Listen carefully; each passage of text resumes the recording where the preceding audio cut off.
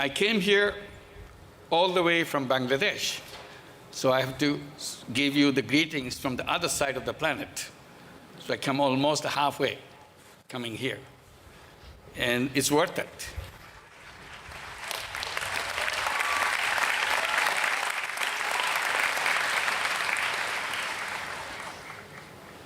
You are graduating from UC San Diego. This is a special privilege. You remember how many young people in the world don't have a chance to go to school. How many of them can't make it to college?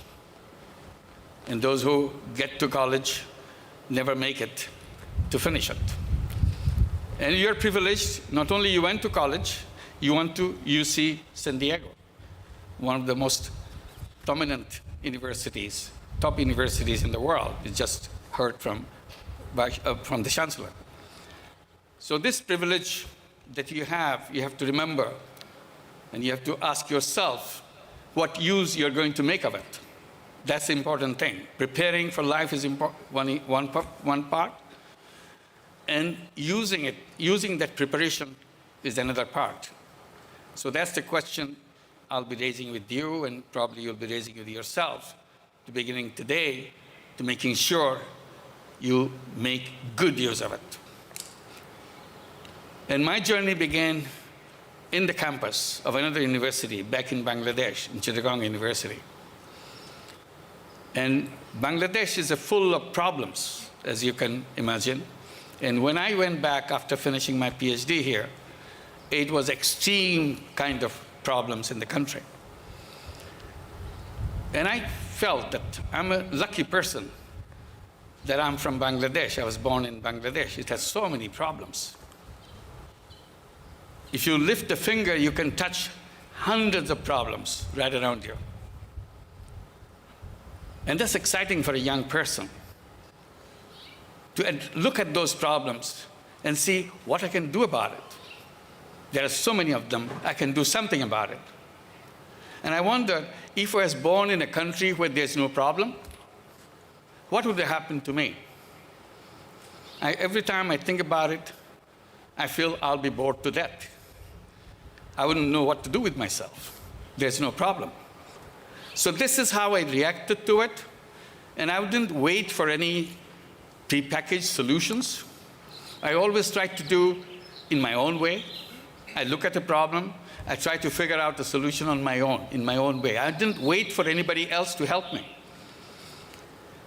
When I saw the problem in the village about the loan sharking, it's a kind of age-old problem everywhere in the region, everywhere in the world. But nobody seemed to do anything about it. And I see face to face in a village next door to the university campus. Suddenly occurred to me, I can do something about it. Why don't I lend money myself? If I lend money, people don't have to go to loan sharks. Then the problem is solved. What's the big deal? So I started lending money out of my own pocket. There's a very tiny amount of money needed. And I saw how eagerly they were coming to me to borrow that money so that they don't have to go to loan shark.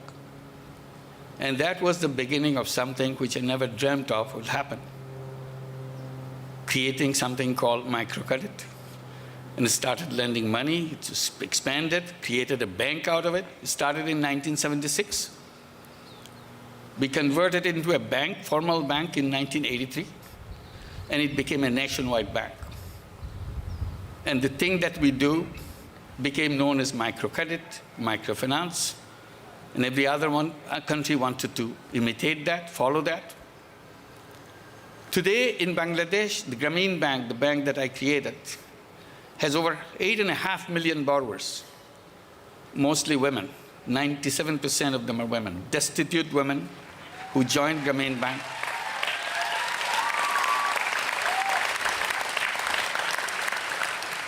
Not only they borrow money from Grameen Bank, they own the bank itself.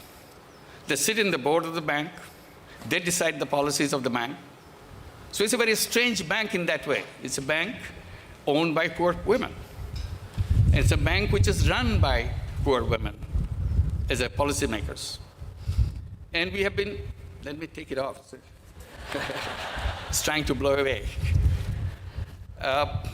It's a bank which is at the service of the poor women everywhere. The basic principle that we put right away, people should not come to bank.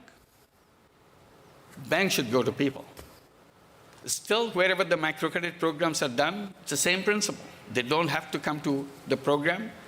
The people go and serve them at their doorstep. So all these 8.5 million borrowers in all the villages of Bangladesh, which is 80,000 villages in Bangladesh, we meet them every week, serve them at their doorstep. And people think lending tiny little money is what is microcredit. That's not true. The whole microcredit is challenging the existing banking system. We are almost opposite of the conventional banking. People tell me, how did you decide the rules and policies of the bank? How do you design all those things, all the intricate details? I say it's very simple.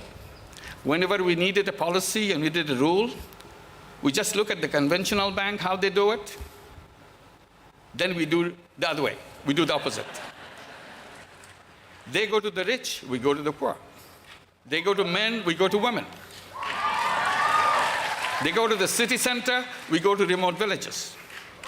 Even today, after 40 years of our work, still there's not a single branch of Grameen Bank. Grameen Bank has 2,600 branches in the country of Bangladesh. Not a single branch is located in any city, any town, any township in the country. It's all in the village. So we reverse that. Conventional banks ask for collateral. We dismiss that thing. We said it's a wall which separates people, poor people, from the banking system. So we kind of pulled down that wall. We said no collateral. We just do business on the basis of trust. Since there is no collateral, there is no document. There is no legal document between the lender and the borrower. Since there is no legal document, there is no lawyer. There's no lawyer in our bank. It's the only bank in the world which is lawyer-free. You can walk in anytime and ask for a loan, provided you are a poor person.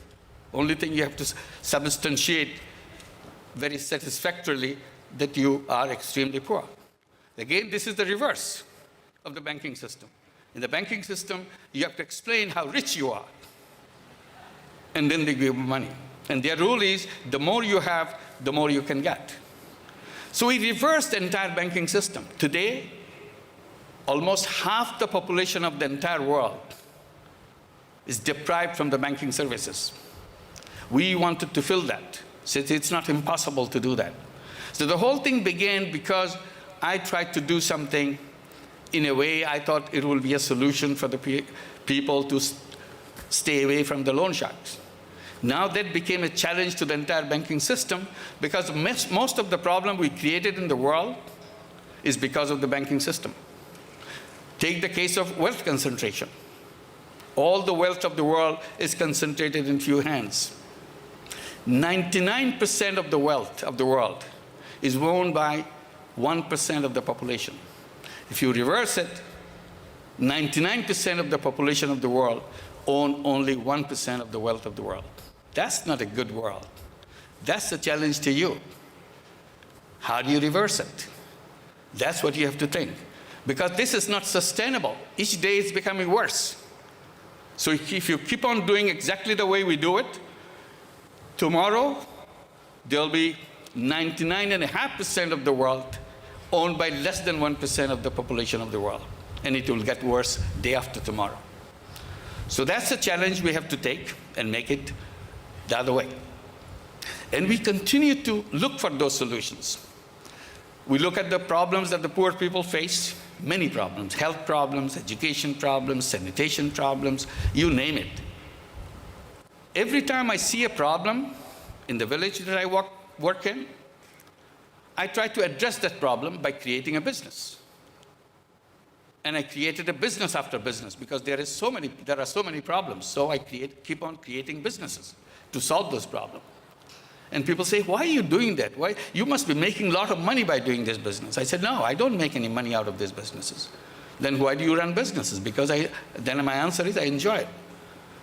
So they can figure out, how can one run business without making money for himself? And he says he enjoys it. I said, is there any law in the country that if you decide not to take profit from the company, you'll be punished for that? I said, there is no law. So I'm just taking advantage of it. I don't take the profit out of the company. The entire company is devoted to solving problems. Then I realized, again, I'm challenging something else, the whole concept of business itself. There's only one concept of business in the whole world, business to make money, personal money. And I said, no, I don't want to make personal money. I want to solve problems.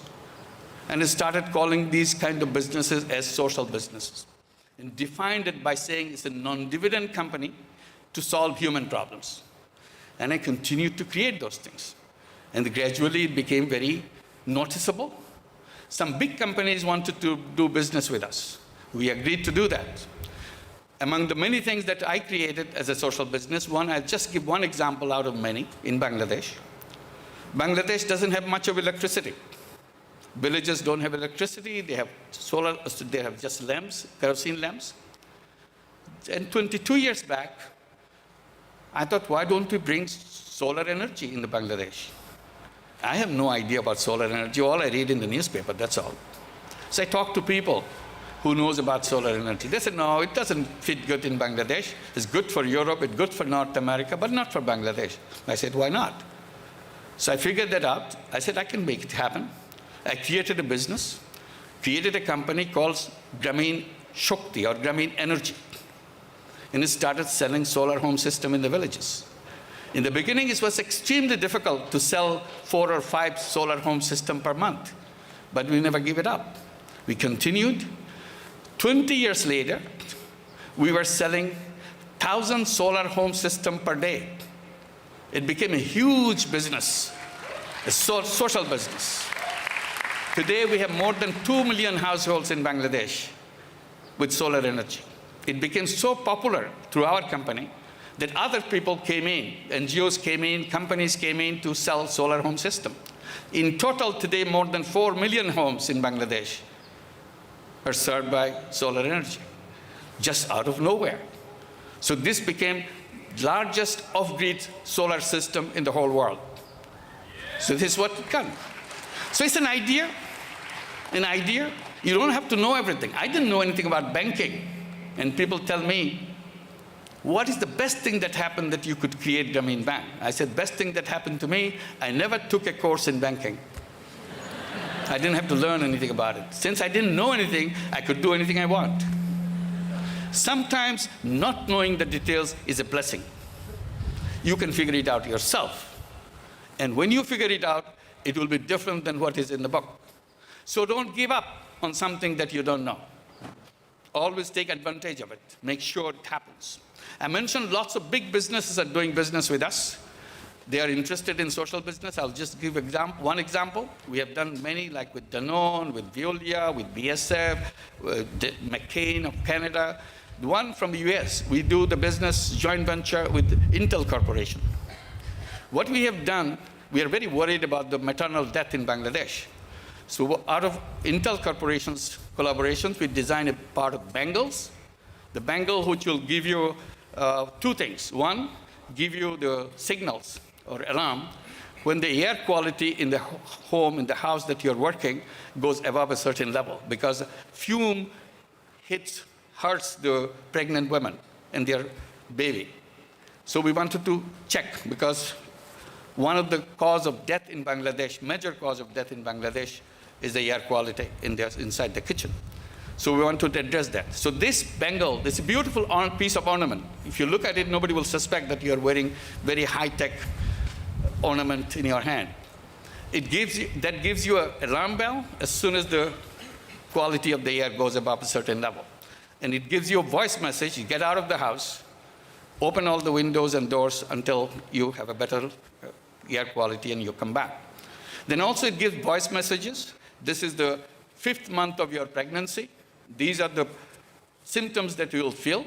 If you feel that way, it's okay. This is normal. Don't worry about it. If you have symptoms like this, press this button, we'll get in touch with you. So this is a communication. This is a kind of giving advice to young women. We are trying to make more and more into that angle so that nobody has to die at childbirth. It's a common thing all over the world. The women die at childbirth because they don't know it was a risky pregnancy. We are trying to identify the risky pregnancies. So we continue to do that. One of the major problems that we face, the children of Grameen families, their parents are illiterate. We wanted to make sure all the children go to school. So it became part of Grameen Bank's program to encourage their parents to send the children to school. And we achieved 100% enrollment by the children of Grameen families. And then they came to college.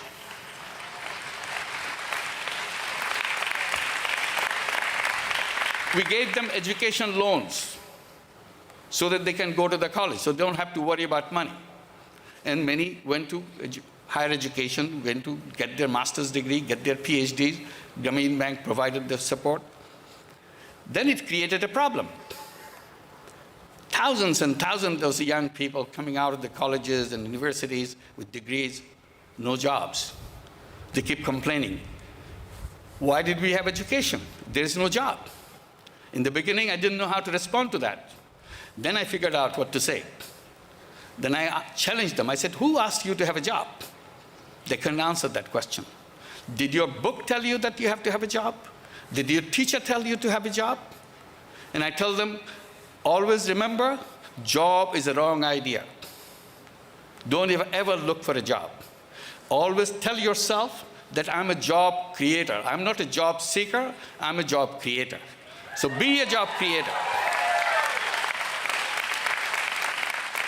This is a fundamental thing that remains with me. I believe that all human beings are born as entrepreneurs. And we are told, go the wrong direction. Look for jobs. I said human beings are packed with unlimited creative capacity. And if you take a job, that's, in most of the cases, that's the end of your creativity. Even if you are allowed some part of your creativity to be used in your job, mostly in selling some insignificant product, insignificant things, that's about the creativity you can use. Otherwise, it's a repetitive process. A human being who is full of energy, full of creative capacity, taking a job, sacrificing the totality of this creativity, and rest of the life and kind of stay in a little corner of the creative life. So I said, don't ever dream of that. Be a creative person, become an entrepreneur.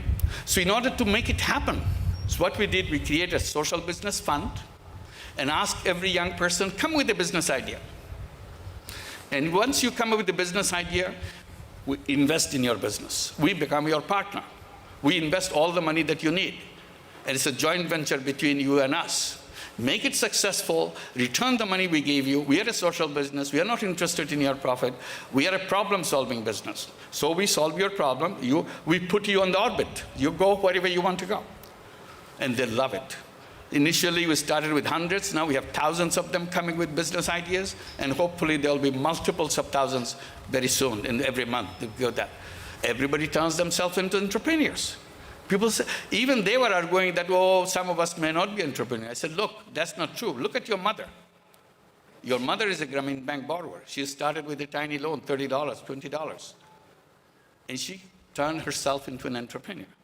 If millions of these women, illiterate women, can become entrepreneurs, what good is your education if you're looking for jobs and then sit idle, say, I am unemployed?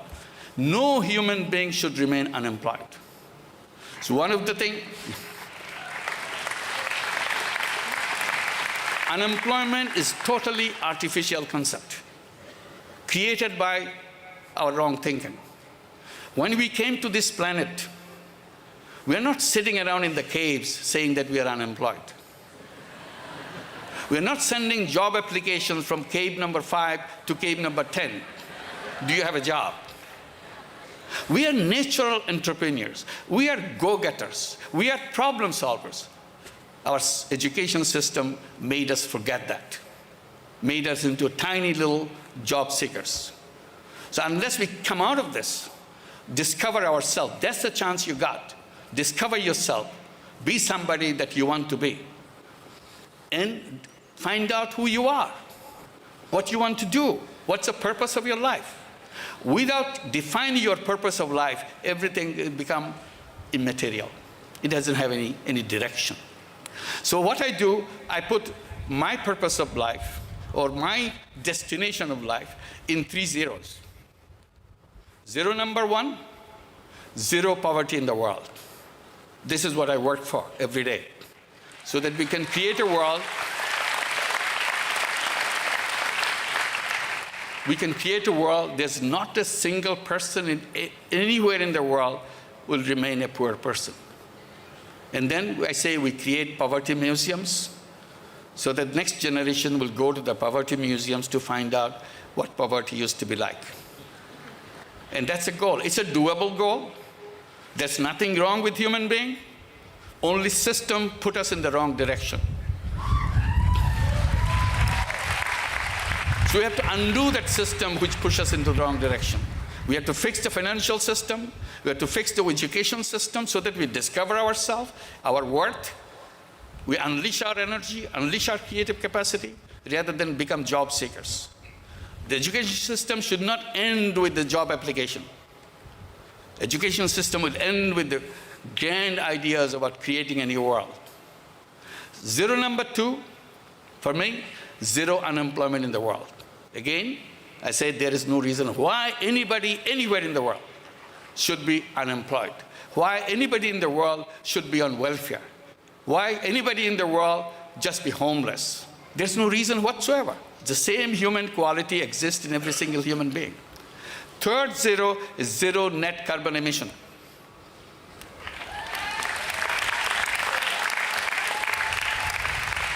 We have to do it. We can do it. Finally, the non-believers are coming to become believers. We had a signed agreement in Paris, and we make sure we make it happen very fast. It can be done. When we put all these together, 3 zeros implemented, all the zeros are accomplished, we laid down the foundation of another world. We create new civilization for us. The old civilization that we are going through is not something take us out of the problems that we got, because our thinking is wrong, our formulations are wrong. So we have to reformulate. We have to create a new civilization which coming out of the civilization which based on